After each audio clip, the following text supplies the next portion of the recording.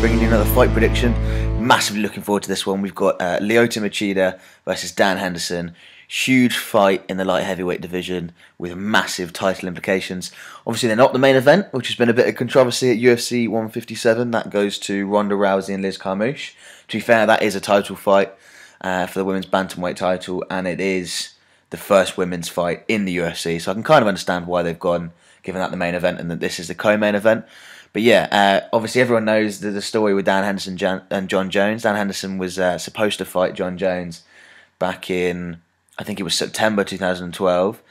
He got injured. Dana White then went and asked a bunch of guys, apparently, Lyoto Machida, although he's denied that. He asked Shogun. He asked all these guys saying, do you want to fight Jon Jones? And they all said, you know what, not yet. Nope, don't want to do it yet. So he asked Chael Sonnen, and Chael Sonnen said, yeah, I'll fight him. Absolutely, I'll fight him. And Jon Jones then said, no, I don't want to fight Chael Sonnen, which is very, very interesting, because I'd have thought Jon Jones would be able to walk all over Chael Sonnen. Now, obviously, they're doing the Ultimate Fighter, and they're going to be fighting in April, which is absolutely great. Can't wait to see that fight.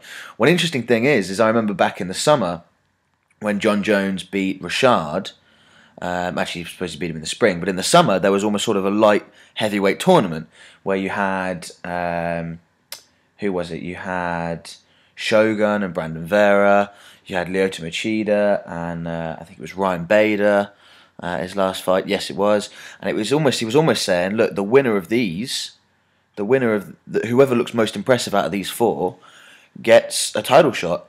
Obviously, Machida knocked out Ryan Bader in impressive fashion, and in fairness to Dana White, he said that he asked Lyoto Machida, do you want to fight Jon Jones on 8 days' notice? And he turned him down. He said, no, I'm not ready for it, which might be a good move, which may not be. Now, an interesting and slightly weird thing about this fight is both these guys could really be fighting at 185. I feel like they should be. I feel like they're probably undersized light heavyweights, so I suppose size really is an issue when they fight each other.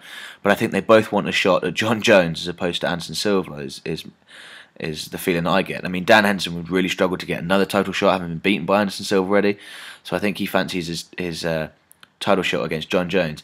They've both been vocal, very vocal against Chael Sonnen getting a title shot. They don't like that at all. But in fairness to him, he stepped up and said he wanted to fight, and it makes for great television, The Ultimate Fighter, and we'll see what happens in April.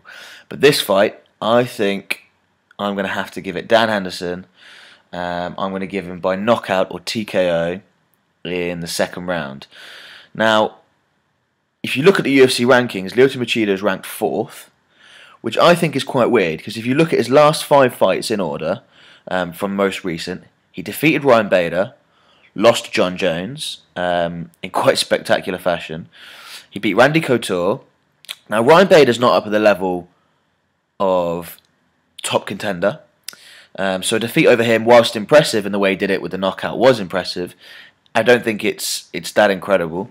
Randy Couture, massive respect for Randy Couture, but he was probably past his peak when he fought Lyoto Machida. And then after that, he's lost to Rampage and he's lost to Shogun.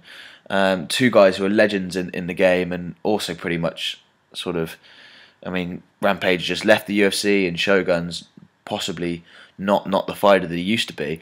If you look at Dan Henderson's record in the hand, he's just beaten Shogun, he's just beaten Emelianenko, and then he's got a sort of a string of victories behind him. I think Dan Henderson is going to have more power. That overhand right is deadly. We saw him land it against like Michael Bisping and things like that.